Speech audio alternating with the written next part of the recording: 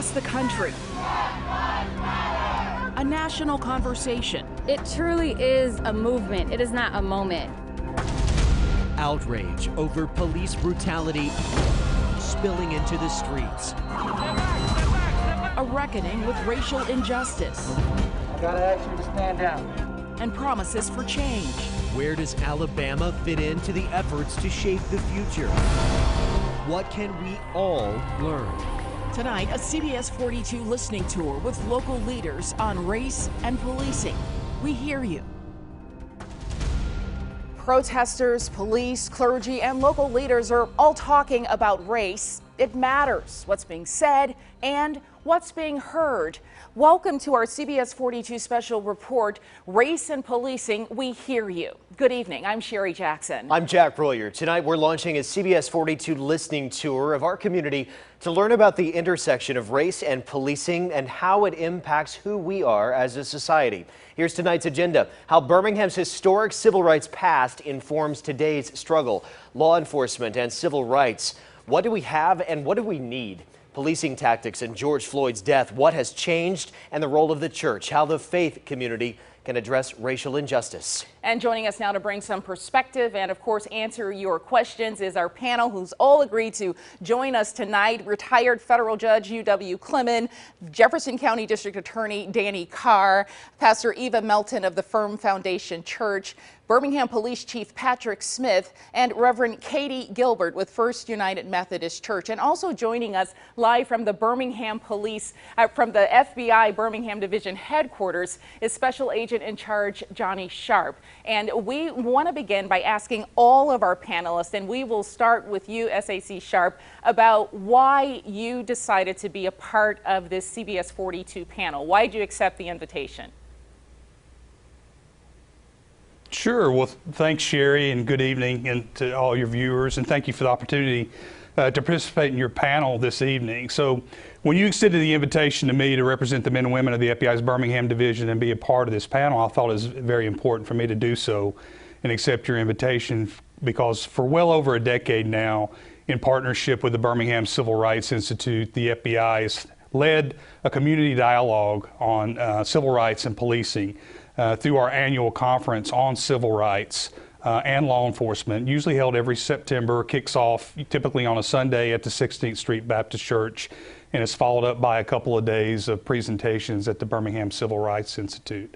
So that, coupled with the fact that ever since the passage of the 1964 Civil Rights Act, the FBI has been the primary or lead federal agency when it comes to investigating criminal violations of federal civil rights statutes, and more recently with the passage of federal hate crime statutes, the FBI leads the effort investigating those types of crimes as well. So given everything that's going on across our nation today over the past few weeks, particularly since the George Floyd incident and the dialogue that you're wanting to have, I thought it was important to give the FBI's viewpoint, because we do play a major role in establishing that dialogue and working between the community and with the community, which is who we serve, in trying to bridge that gap and make sure justice is served where warranted when it relates to federal civil rights and hate crime violations. SAC Sharp, thank you. And so we want to pose that same question to all of our other panelists tonight. And we'll start at the top left with you. That's where you are located, Judge Clemon. Why did you decide to be a part of this panel? Well, 63 years ago, when I was 13, I witnessed an incident of police brutality, which led me that very day to decide to become a lawyer. When I was a student at Miles, I participated in the demonstrations in 63, but prior to that in 62, when the students had this selective buying campaign against downtown stores. After I became a lawyer in 1979, a Birmingham police officer shot an innocent Black woman in the back of the head and killed her, Benita Carter, and I represented the family. So I have been involved with the police more or less all of my life. And therefore it was and unhesitating decision on my part to be a part of this panel. Judge Clement, thank you. And DA Danny Carr, let me ask you that same question. We have this sort of perspective on law enforcement. Why did you accept the invite? Well, let me first say thank you for having me, and thank you for putting together this esteemed panel. One specific factor for me is that these conversations now are long overdue. And in my opinion, in my humble opinion, and I agree with some of the people that talked about that this is not just a moment, that this is a movement. And being a part of this movement means that you have to be willing to be a part of the conversation. And I understand the importance and the significance as it relates to the role that I'm playing as an African-American DA. And I recognize the fact that I stand on the shoulders of men like Judge U.W. Clemens and other men that have paved the way for me. So I want to be a part of the solution so we can eradicate the problem, and being a part of conversations like this, in my opinion, are very important right now. And so I'm gonna split on the faith community really quick so that I could hear from Police Chief Patrick Smith, because a lot of this centers around what's happening with police. And so you accepted our invite readily. Chief Smith, can you just weigh in? Well, good evening, and thank you so much for including me in the conversation. I think it's tremendously important that the community knows that we're listening, we hear you. And when I took over as chief of police, the very first thing that I wanted to do was to listen and let everyone know that many of the things that people are asking for in the various communities, we've already started to implement here in Birmingham. Many of the policies that people are fighting for, we've already implemented here in Birmingham. And it's always been incredibly important to me to be a part of the solution and not perpetuate a problem. And I want the community to know that this Birmingham Police Department represents you. We want to work with you. And the most important thing is that we're listening, and we want to be a part of the solution for everyone. And here at CBS 42, thank you, Chief Smith. We feel like it involves all of our community. And so, Pastor Eva, let's talk a little bit about the work the Firm Foundation is doing in the community, but specifically why you wanted to bring that work, your activism, to this panel. Right. So thank you for convening us on tonight. I believe that God is on the side of justice. And the issue of policing is a racial justice issue. And I believe that it's important that the faith leaders and the faith community get racial justice right in the present climate. It is an opportune time for us to tell the truth about the past, the present, and the future. And so I do a lot of work with activists in the community, but especially around podcasting and media. And I think it is expedient for all of us to get the word out, but also bring the necessary people to the conversation so that accountability can take place.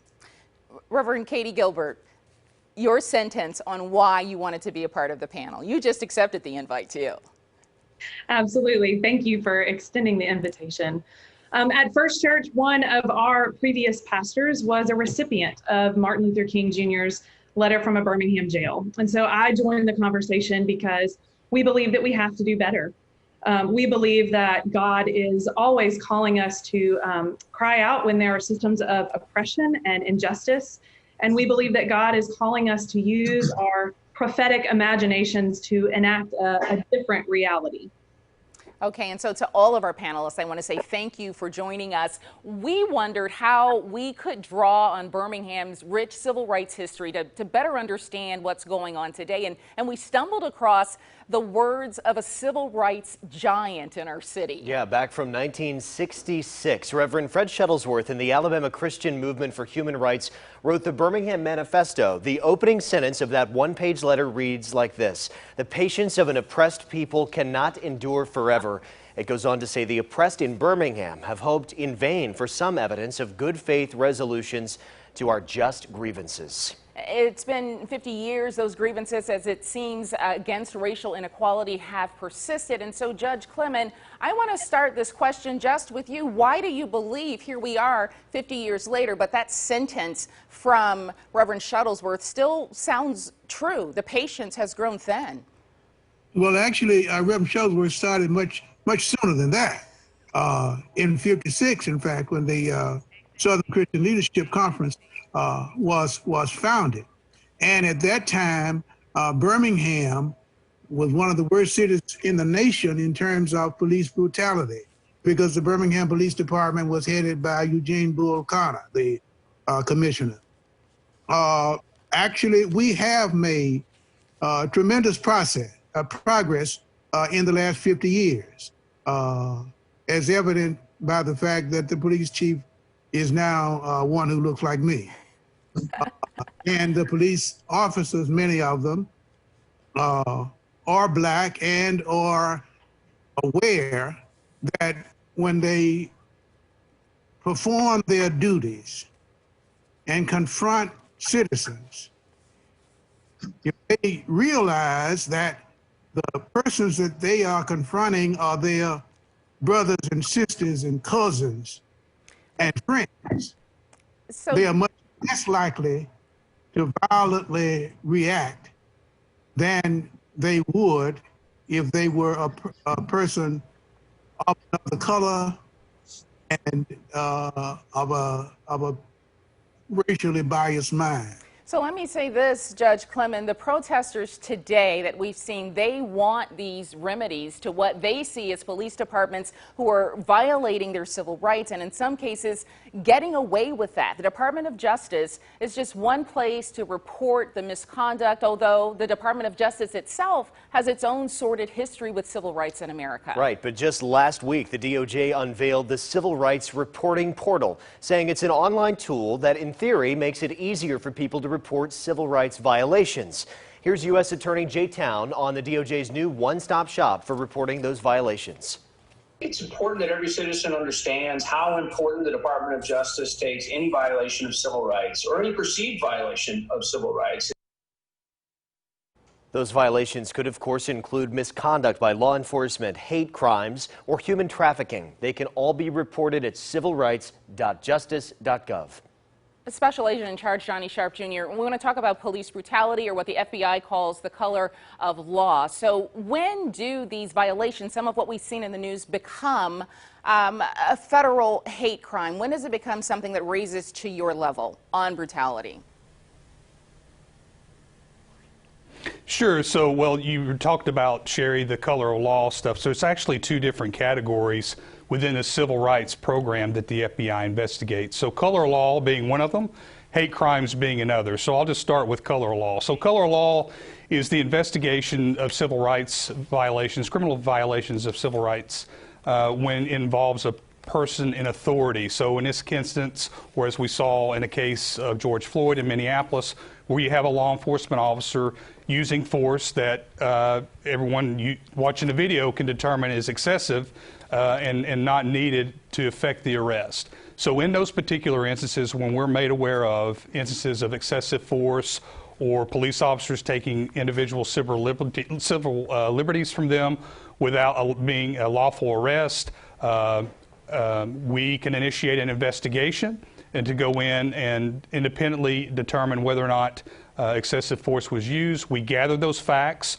through the course of interviews, through video coverage, body cam coverage, if that exists. We then present those facts to the U.S. Attorney's Office, and then they make the determination of whether or not they'll be charged moving forward with a criminal violation. And so again, the FBI's role in all this is the fact finders, being the investigators, and the U.S. Attorney's Office are the ones who prosecute the case. Which is important information. Following those nationwide protests, in just one second, over George Floyd's death, we want to talk a little bit about that because some states really moved quickly to enact new police reform laws. In fact, the Marshall Project has been tracking those changes over the last month. They've looked at legislative action on reform. Some of the changes like banning chokeholds, eliminating no-knock warrants, and no longer shielding misconduct reports from the public. States like Iowa, Colorado, and New York all have new laws on the books. 13 other bills have been introduced, and President Trump signed an executive order that, among other changes, would create a national use of force database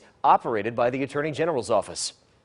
Some of the other things that have come out of the calls and the protests have been these calls to defund police. That has raised a lot of eyebrows with people. And so, Chief Smith, I want to talk to you because when you hear that, when you hear people say defund police departments, we understand that some of that means reallocate the money. But what is it you hear, and what is it you'd like to say to protesters on that? Well, first I want to go back to just the total conversation of where this actually came from. This came out of Minneapolis, where they were talking about defunding the police department, and it carried throughout the nation. I want to point out just one bit of fact from my research on this total issue and how it applies to Birmingham. In a comparison with Minneapolis Police Department, the budget for the Minneapolis Police Department in 2020 was $193 million, okay? And of that, they had 892 sworn and 175 non-sworn. The Birmingham Police Department, however, operates on more than $101 million less than that. Whereas we have, we're allocated 905 sworn and 181 non-sworn. So we already have a budget that's $100 million less than that of Minneapolis. So when you say defund, I would already tell you that we've already been defunded, if you want to use that. But the way I look at it is I think that we need to look at how we're doing our training and what we need to do to accomplish the goals and missions that they're moving towards. And that is to make sure that within the budgets of the police department, that there is an allocation in there for specific training, such as de-escalation training, such as implicit bias training, and a number of other trainings for law enforcement that will achieve the overall goal of where we're trying to go to make sure that when someone comes out, they have received the appropriate training to handle the circumstance, situation, specifically, even as it relates to total use of force training. Chief Smith, 1 second, and for the panel, we need to take a quick break because we don't have a lot of time here. We're going to take this commercial break and come back and finish this conversation. Yeah, when we come back, the protests that haven't fallen on deaf ears, how some of the business community have responded with their own message of equality. And that includes NASCAR. The organization banned Confederate flags from their properties this month. How the fans reacted, you see. And when that 115-year-old Confederate monument came down in Lynn Park, the group of white churches raising thousands of dollars in a matter of hours to take it down. Race and policing, we hear you, continues after this.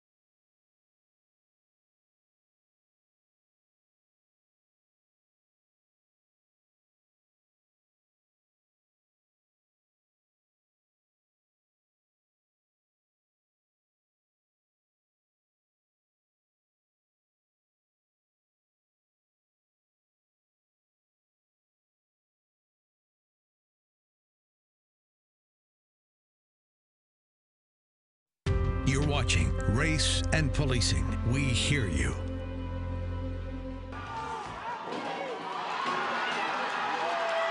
After a peaceful protest turned violent in Birmingham with fires and destruction of property on May 31st, Protesters first took down the statue of Charles Lynn in Kelly Ingram Park, then moved to Lynn Park to attempt to bring down the Confederate Sailors and Soldiers Memorial Monument.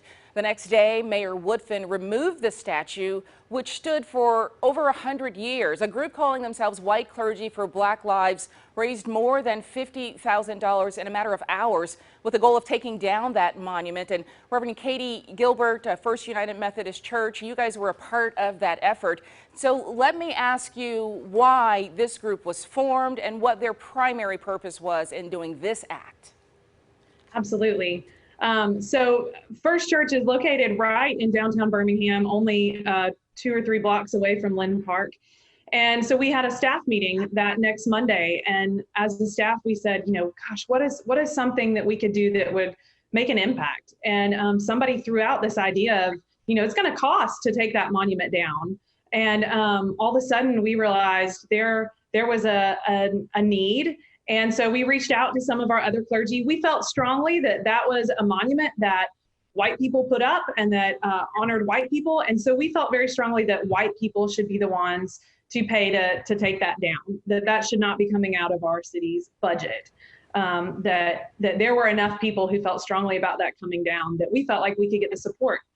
So we were in contact with the mayor's office. A church member of ours works out there, and he indicated that we needed to move quickly. And that is exactly what we did. We reached out to our fellow clergy and we got the GoFundMe up, and it just took off from there. Over $60,000. They in fact had to shut it down, and the rest of that money going to a group called Faith in Action. For every action, though, we know there is a reaction, and in some places, more Confederate monuments came down after that event. Yeah, then NASCAR took it one step further. Shortly after monuments started coming down, NASCAR announcing back on June the 10th it would ban the Confederate flag at all of its properties. That at the urging of the sport's only full-time African-American driver, Bubba Wallace. This was a move that needed to happen a while ago for sure, but I was proud of the efforts by NASCAR.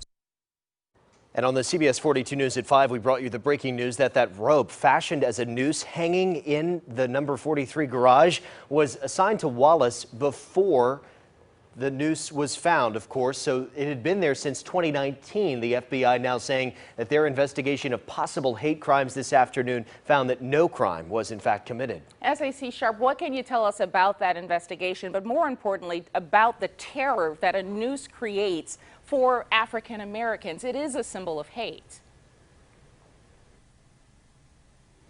Yeah, absolutely, Sherry. So our office was notified Sunday evening by NASCAR upon the discovery of what appeared to be a rope fashioned into a noose in the bay that Mr. Wallace's vehicle was assigned to. So we took that matter very seriously, as we would any incident, and we surged resources down to Talladega. So I actually had 15 of my special agents travel down yesterday to conduct a number of interviews with NASCAR personnel.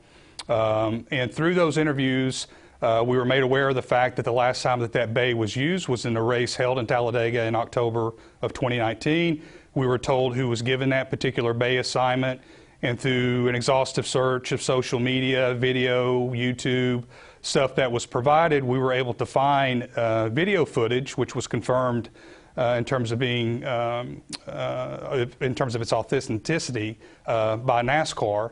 And we were able to determine that the rope that appeared to be a noose was hanging from the garage door. It was actually used as a garage door pull as early as October of 2019.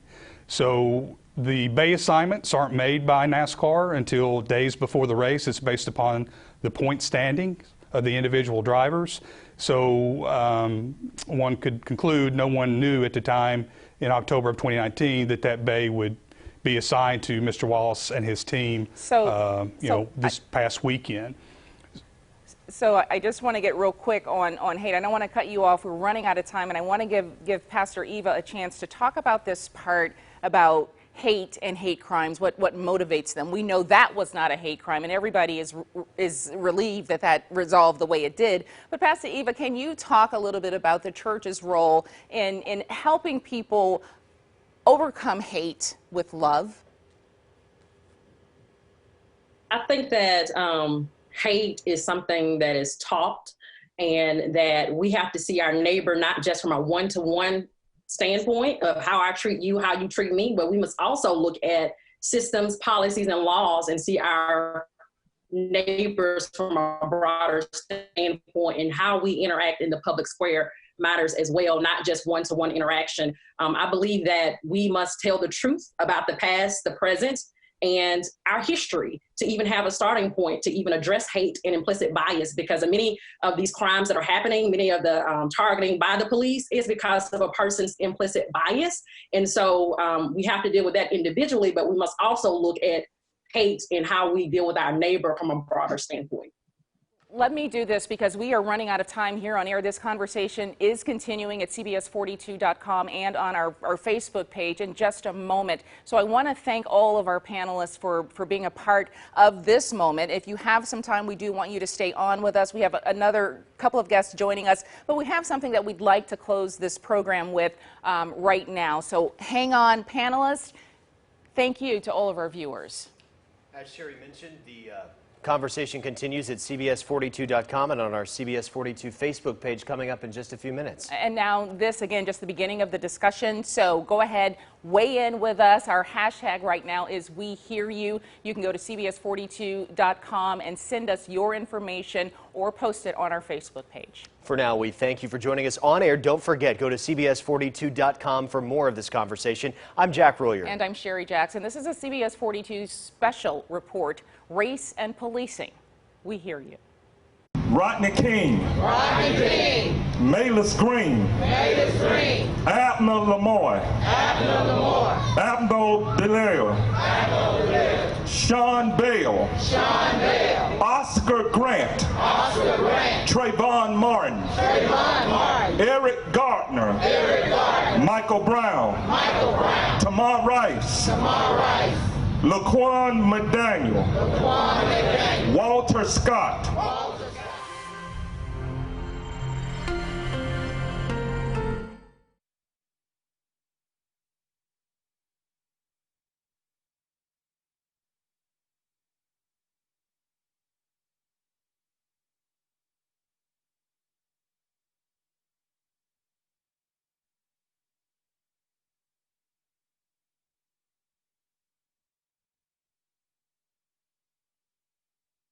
CBS 42 News presents Race and Policing. We hear you.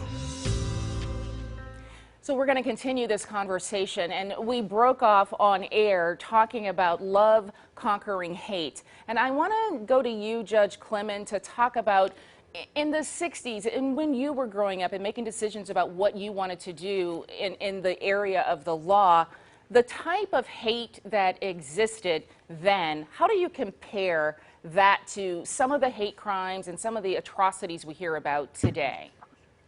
Well, until the recent revolution in the streets, many of the attitudes had not changed. I must say this now that I have the opportunity to say it. The most important thing to do is to vote every chance you get, at whatever cost.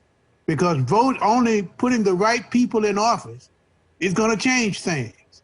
President Trump is against you. The Department of Justice is against you. The Attorney General of the state is against you. And the only way to bring about those kinds of changes is to vote. And it is very reassuring to see so many of our white brothers and sisters taking the lead nationwide to bring about the kinds of changes that we think are about to come forward. Some people have talked about sort of reimagining the systems that we have in place. And so for you, Chief Smith, and also for you, SAC Sharp, the systems that we have in place, do we have the tools in place in the institutions that exist now to move them in the direction that the protesters want?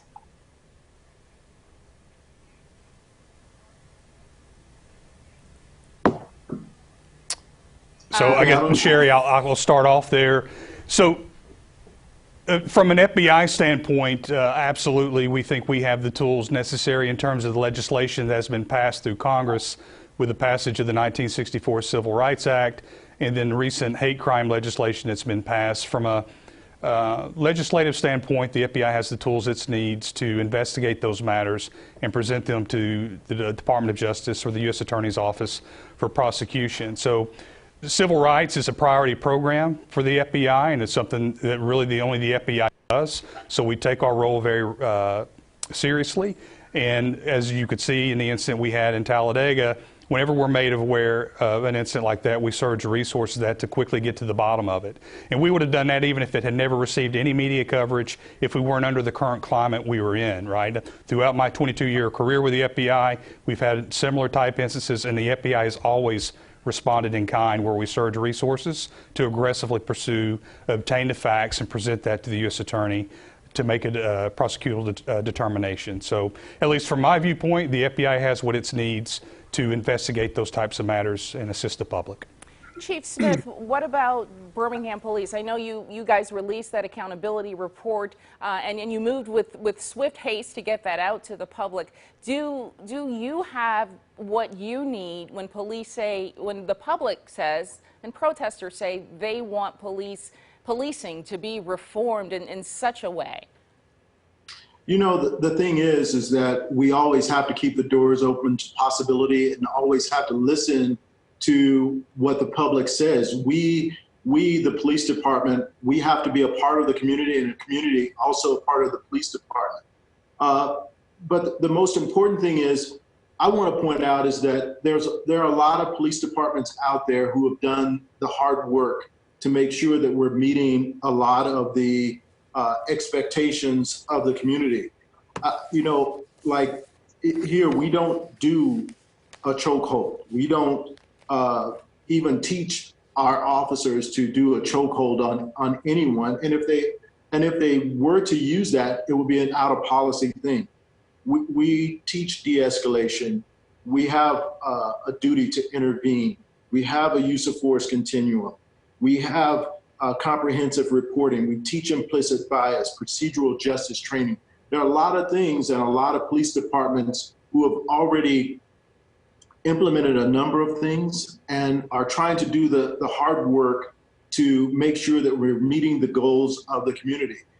You know, I have to point out that, you know, even the day before there was unrest in the city of Birmingham, what did you have the Birmingham Police Department doing the day before?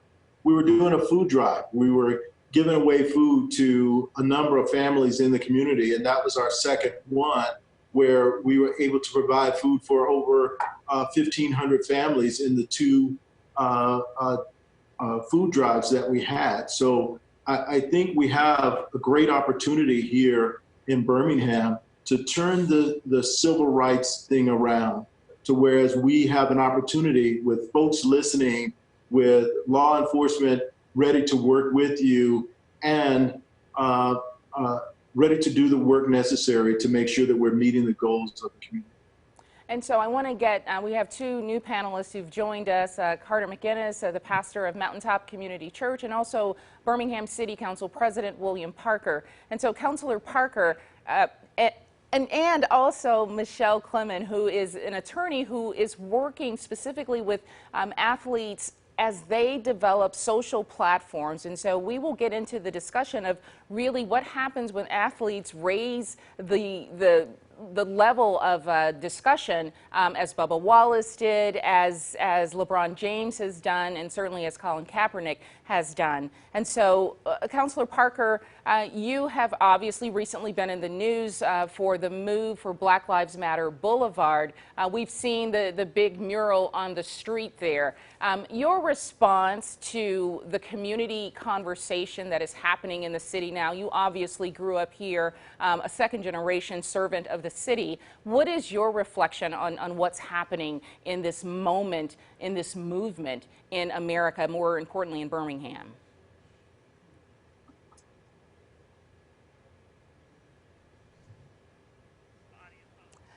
So we're having a mute problem. You have to push your mute button there. Pastor McGinnis, thank you for joining us. Mountaintop Community Church just last night held an event bringing the community together, bringing people of color and your congregation for a discussion. Can you tell us why you decided to do that and what your next steps are? Yeah, it was a really great night, and we wanted to start with our church family. We're blessed to be a diverse church.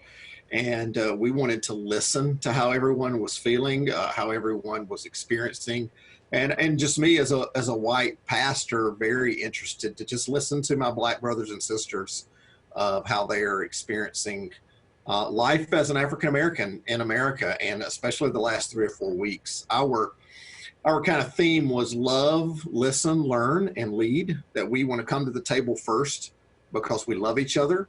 God commands us to love our neighbor as ourselves. That was one of Jesus's top 2 commands. And then to listen. If we're going to love, we need to listen.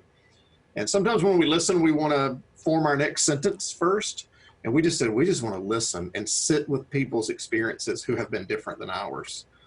And sometimes that's painful to hear what people have gone through that are different than us. And then what can we learn from that we didn't know? The question I kept asking our African-American members is, what do I not even know that what do I not even not know that I don't know?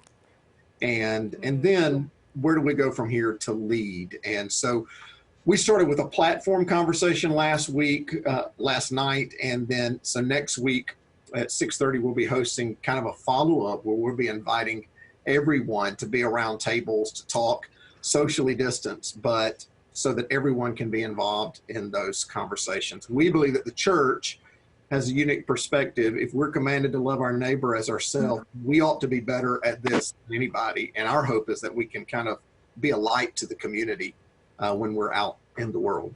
Counselor Parker, if you have that mute button working, can you weigh in? I like, Pastor Carter, what you said about, the church leading out front on this. Counselor Parker? I agree. On Friday, we had a march on Friday with their pastors throughout the city of Birmingham. As we marched from City Hall in Park to Kelly Ingram Park, the March for Justice. And so I think it symbolizes all of us working together to make sure we can bring change. This is going to take us working with elected officials, working with our community stakeholders, our activists, our community leaders as well, and also working through all the media. It's going to take all of us working together to bring about this positive change.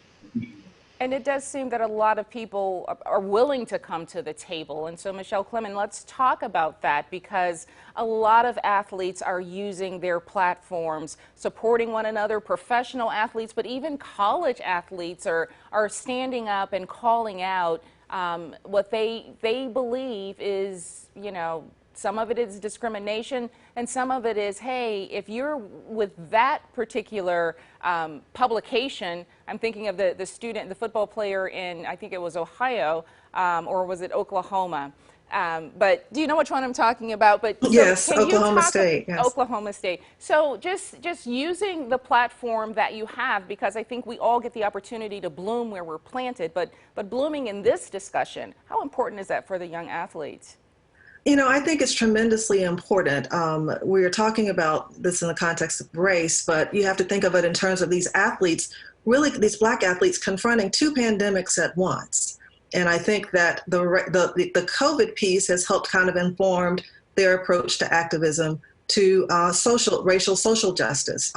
By way of example, Power 5 conferences stand to lose around $4.1 billion if the football season doesn't go forward, right? And because the athletes have awareness of that, they realize the leverage they have. So it's been really great to see student athletes in this season assert their voices.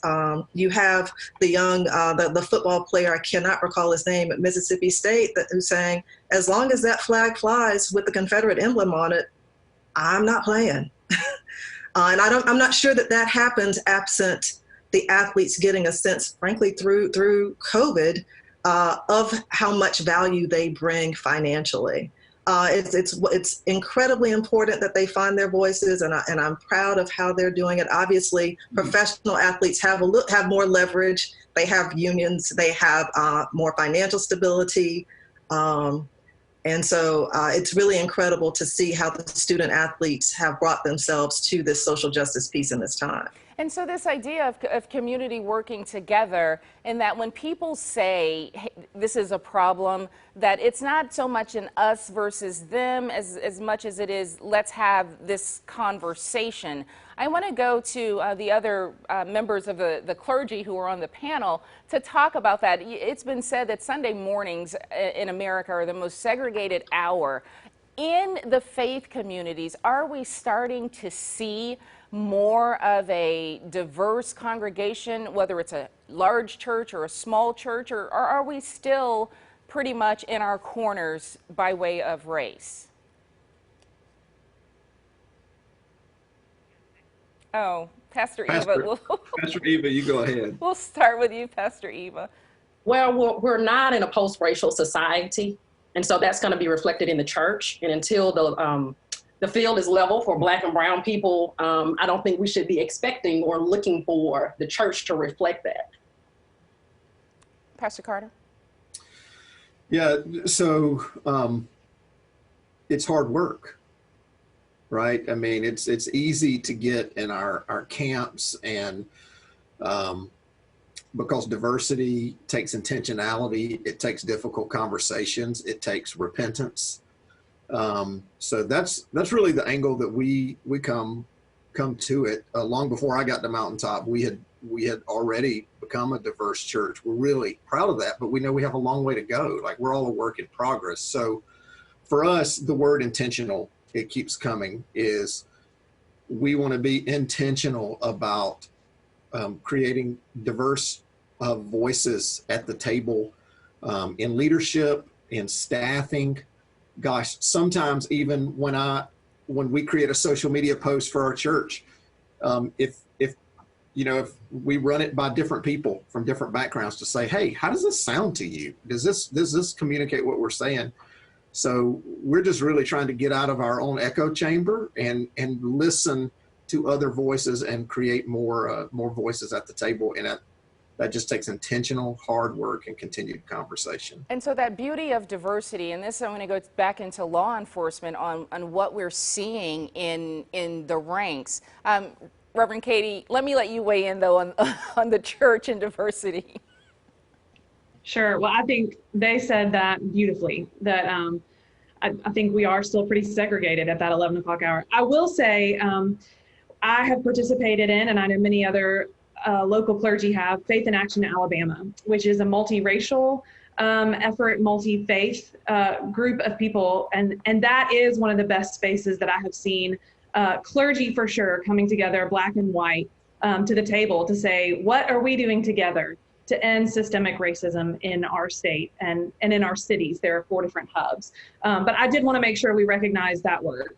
While our congregations are still pretty segregated, and I think we all hope and dream for the day when they're not, there are many clergy coming together to work together. And let's get into the diversity question for law enforcement on our panel. And I just want to ask you, Chief Smith, because Judge Clemens said that, when he was growing up and they were fighting the Bull Connors of the world, there weren't people that looked like you in that position. And so he considers that a success. But what about the rank and file? Do you feel that the Birmingham Police Department is one that is diverse? And is that diversity up the ranks?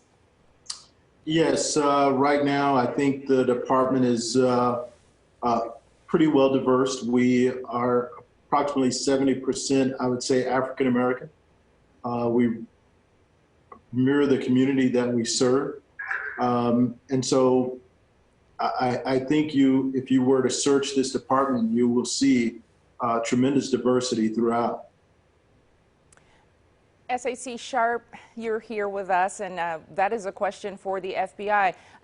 Do you all have the type of diversity that you think is reflective of the community? Are there efforts to create more diversity in your ranks? FBI has had a concerted effort over a number of years where we want to be reflective of the community we serve. So I think the FBI is fairly diverse, but we could certainly do a lot better. And so to that effort, our recruiting teams, our human resources teams, to include mine here in the Birmingham division, have had a concerted effort to try to recruit at historically black colleges, recruiting females, specifically because the numbers of female special agents throughout the FBI aren't where we would like them to be.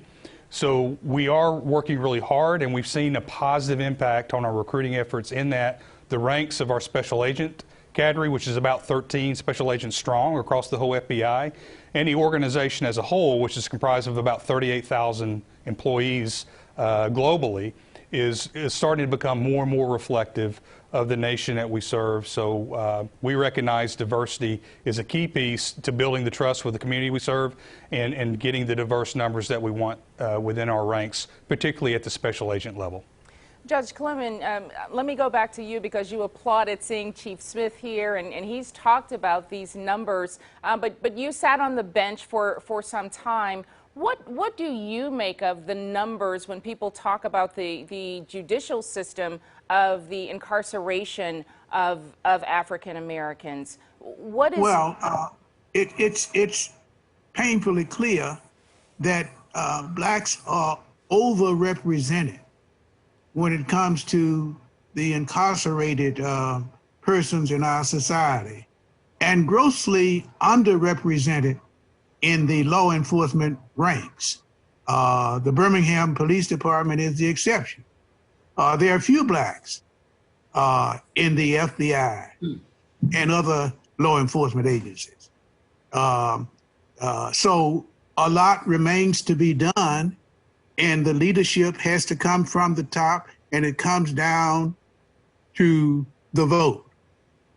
We need to put in office leaders who will steer us in the direction of equality, and it looks like a lot of our white brothers and sisters are determined to see that happens, and that is all important, because it will only happen when their votes put the right people in places of power and position and leadership. So today, the Associated Press and NORC did a poll that showed that the majority of Americans want to see some policing reform. And so I want to pose this question to our panelists, because you guys represent our community here, and just ask each of you, in regards to reform in policing, do you recognize what people say they want to see, and why that is? I'll start down here at the bottom on my screen. Michelle, that will be you, and then we'll go over to Carter, and then you, Councilor Parker, and then Katie, and we'll just zigzag all the way to Chief Smith and Pastor Eva, and then you, Judge Clement. So Michelle, go ahead. Sure. So I want to make sure I understand the question. Do we recognize what the community is asking for? The need for police reform. Absolutely. I recognize it. In the context of the work that I do, it's important for student athletes and professional athletes in particular, because these are the communities from which they come, and these are the communities in which they live. For me personally, I am fortunate enough not to have had a negative encounter with police, but countless friends of mine and family members of mine have. So I absolutely understand the need, and am sympathetic and am in favor of reform. And so, Pastor Carter, if that question is presented to you from a pollster, you know, is there a need for police reform? Are you hearing and understanding what protesters are saying? Yeah, I certainly understand, and just the stories that I'm listening to, just so grateful for Chief Smith and all the men and women like him who really dedicated their lives to our safety. And I think, and I know that in this season they've gone through a tough time as well. And yet at the same time, I also listen to stories to particularly my black brothers at our church, who have had much different experiences than I have, who have been, pulled over. One of the stories told last night by one of our young men, who's just a a counselor in our school system near us, but who was pulled over for doing nothing, was given a body search, taken out of his car, things that have never happened to me. So I listen to that, and what I really believe is that it changes in relationship. And I think as we learn to talk to each other, and as we begin to see each other as not just strangers, but as we learn to hear people from different sides and see everyone as we come at it from faith as image bearers, then we don't see people as threats on either side, but we see how we can serve and make our community better. So I hope that there can be a way where we can build relationships and communication and conversation, because I think that's where all our reform takes place. Councilor Parker? Yes, I obviously see a need for reform, but I think what we need to do is allow Chief Smith and the mayor to do their 30-day review, and then they'll come back and meet with council and also meet with community stakeholders as we move forward. And I think what you'll see in Birmingham is everyone working together. I think you'll see the police chief, the mayor, city council working with activists, community leaders, having these to strengthen our relationship. And I think we'll be a model that other cities will look at over the country. So I think you'll see a lot of collaboration, a lot of cooperation as we move forward in that sense. But we want to allow the chief to continue his due diligence and report back after the 30-day review period. And so people are able to look at that accountability report. Reverend Katie, you said you guys reached out to the city. You saw what was going on. And so that partnership with the faith community and the city as the broader community, when you look at what you hear from the public on people asking for reform, what are your thoughts? Yes, we absolutely see the need for there to be reform, and there's no denying police brutality towards people of color. And we at First Church have a close relationship with a sergeant here in Birmingham who is also a Black man, and we have partnered with him. I mean, he has texted us multiple times when the protests were happening, helping us keep an eye on our property, and when things got scary one day downtown, advising us on whether or not we should stay or leave. And we think that communities should always have the opportunity to evaluate those systems that are a part of their everyday life. And whether that be policing, sometimes it's other things. And we think that that's an important next step in the process. Chief Smith, for you and for the members of the Birmingham law for the police department, for all of them, how has this affected sort of, you don't wear the uniform 24/7, so the emotional state for them with this dialogue going on? Well, the thing is about law enforcement is that you have to recognize that you serve the public, and every day of the week you serve the public. And so I look back to the time that I was a child. I think I represent reform. I didn't have role models in this position to look to or to try to help. As I constantly tell our officers, we have to be a part of the public. We have to work with the public, and we have to work and do our job to serve them. And that is why we have protect and serve, but also added respect, because we have to respect the public. And so I hope that the citizens of Birmingham know that we are here for them. We are listening, and we want to be a part of the solution and not part of the problem. And I think that if you look, you mentioned our accountability report, go back to it. We've been working a long time down this road to make sure that we have accountability on this police department, that we're working with the community on everything that we do. And that looks the transparency of that is pretty good. Before we let you go, Special Agent Sharp, because you're on here, let me get you to weigh in on that. I don't know if the FBI can say, yes, I think there needs to be police reform, but please speak to the time. And you kind of mentioned it during our 6:30 hour, but can you speak to the need for reform, what you're hearing from the public? Well, obviously, there's been a huge outcry nationally as a result of the George Floyd incident, right? And understandably so. Anyone would be horrified who watched that video that took place for nearly 9 minutes there. But in terms of overall police reform, that's going to be left up to individual police departments and municipalities and their respective elected officials working in concert with their communities. And that's part of why we're having the dialogue we're having tonight, correct? But having this conversation, having this dialogue, and letting the public share with the police and their elected officials what the issues are as they perceive them. And the police department, in turn, needs to listen. And Chief Smith is a outstanding individual, utmost law enforcement professional in a position to do that, and I think that's evidence in his statements here tonight. So while I can't weigh on specifically on overall police reform, obviously there is a huge outcry, and the public is who we serve.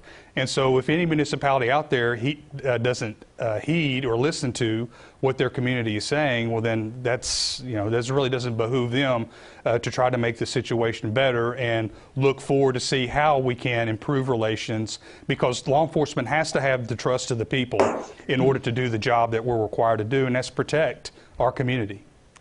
SAC Sharp, thank you. We're going to let you sign off. I'm going to come back over here, Pastor Eva, because we're getting down to the end of the wire, and I just want you to weigh in on that last question.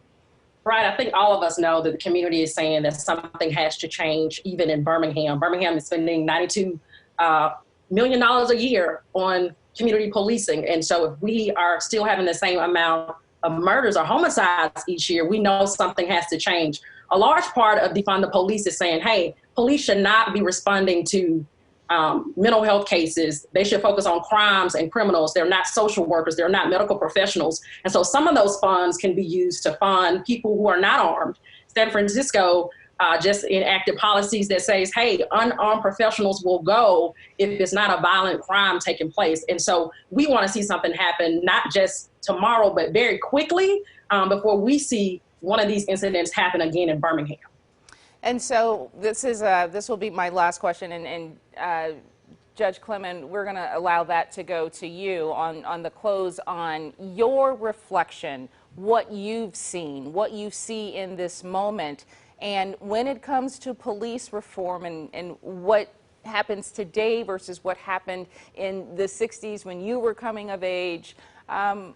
What are your closing thoughts that we could take away on how Birmingham, as a community that has this rich civil rights history, could potentially be another model for America?